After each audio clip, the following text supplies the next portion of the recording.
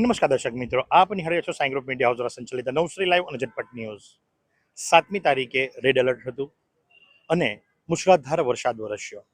નવસારી તાલુકાની વાત કરવામાં આવે તો 6 કલાકની અંદર 17 ઇંચ વરસાદ પડ્યો, જેના કારણે લઈ અને આખું નવસારી જે ખરું એ જળમગ્ન બની જવા પામ્યું, જેના કારણે લઈ અને પૂર પીડિતોની વહારે ગુજરાત સરકાર આવી હોય એવું દેખાઈ રહ્યું છે।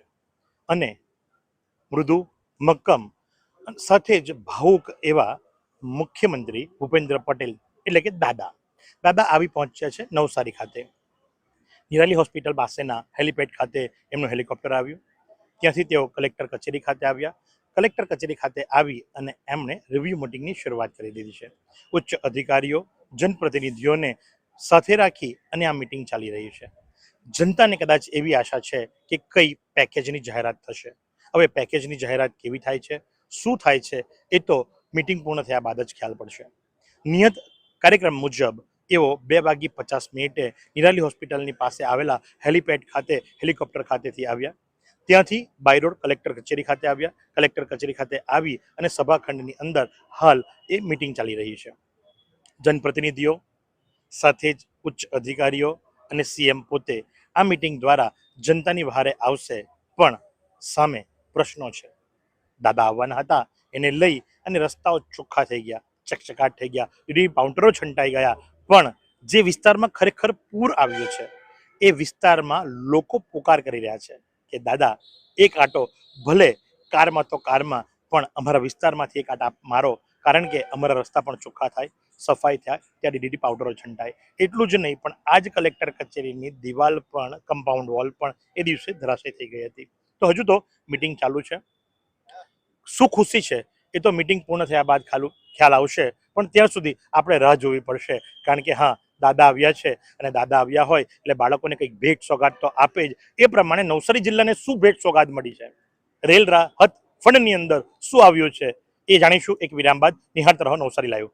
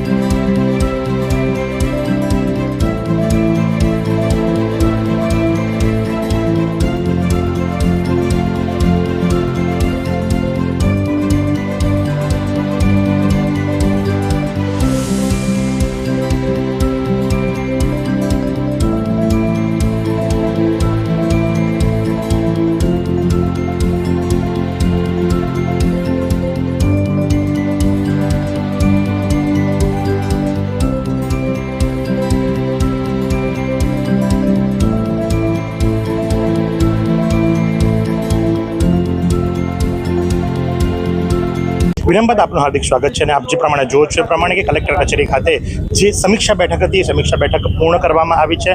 સમીક્ષા બેઠક પૂર્ણ કર્યા બાદ મુખ્યમંત્રી જે ખરા હેલિપેડ માટે રવાના થઈ ચૂક્યા છે, પણ જે જનપ્રતિનિધિઓ, ખાસ કરીને ગણદેવીના ધારાસભ્ય નરેશ પટેલ શું જણાવે છે, ચાલો આપણે સાંભળીએ। ડાંગ અને નવસારીમાં જે રીતે વરસાદ થયો, 15 ઇંચ જેટલો વરસાદ નવસારીમાં મને લાગે ત્યાં સુધી ત્યારે આવો થયો નહીં હતો। તે એકી સાથે 15 ઇંચ જેટલો વરસાદ થવાના કારણે જે પાણીનો નિકાલ તાત્કાલિક થવો જોઈએ અશક્ય હોય છે, પણ તેમ છતાં પાણી ધીરે ધીરે ઓસરી ગયું છે, સ્થિતિ હાવ હળવી થઈ છે। પણ ભવિષ્યમાં જે પૂર્ણા કે અંબિકા જેવી નદીમાં જે ઉપરવાસમાં વરસાદ વધુ હોય તો પણ અસર થાય છે, જેથી પાડા, ડ્રેઝિંગ અને ગેબિયન જેવી બાબતો જ્યાં જ્યાં કરવા જેવું છે ત્યાં ચોક્કસ રીતે માન્ય મુખ્યમંત્રીશ્રીનું ધ્યાન દોર્યું છે। હું આપના માધ્યમ દ્વારા માન્ય મુખ્યમંત્રીશ્રીનો પણ આભાર માનું છું કે નવસારીની જે પરિસ્થિતિ જાણવા માટે ખુદ એ પોતે અહીંયા સુધી આવ્યા છે, ત્યારે બધા જ આગેવાનો અને અધિકારીઓ સાથે પણ સંકલન કરીને વ્યવસ્થિત રીતે ચર્ચા પણ થઈ છે। ચોક્કસ રીતે આવનારા દિવસોમાં શું કરવું પડે એ પ્રકારની વ્યવસ્થા સરકાર તરફથી અમે લોકો કરાવી. તો સાથે જ નવસારીના મેયર અશોકભાઈ ધોળકિયા પણ આ સમીક્ષા બેઠકની અંદર હતા. જ્યારે નવસારીના પ્રશ્નની વાત થતી હોય ત્યારે એ શું જણાવી રહ્યા છે, ચાલો આપણે સાંભળીએ. માનનીય મુખ્યમંત્રીશ્રીએ જે આપણી પરિસ્થિતિ હતી, વરસાદ જે 10 કલાકમાં આટલો બધો પડ્યો જી, એમાં કોઈ તકલીફ પડી કે કેમ જી, અને એમાં સરકારની કોઈ મદદની જરૂર હોય તો કે પ્રથમ બેઠક અમારા પદાધિકારીઓ, સાંસદશ્રી, મંત્રીશ્રીઓ, ધારાસભ્યશ્રીઓની સાથે કરીને એમાં જે કંઈ પ્રશ્ન આવ્યા હશે એ બધા પ્રશ્નો એમણે રજૂ કર્યા કે ભાઈ આવું કરવાથી આવું સુધારું થાય. એમની વાત એમણે મુખ્યમંત્રીએ આગળ મૂકી અને ત્યારબાદ જે અધિકારીઓ અને પદાધિકારીઓનું જે સંકલન થયું એની બધી વાત થઈ કે બધાએ સાથે મળીને આ જે પરિસ્થિતિ હતી એનું નિરાકરણ લાવ્યા. એ માટેની જ આ બેઠક હતી અને મુખ્યમંત્રીશ્રીએ કહ્યું છે કે ભવિષ્યમાં કંઈ પણ વિકાસના કામોની જરૂર હોય તો પૈસાની કોઈ કમી નથી.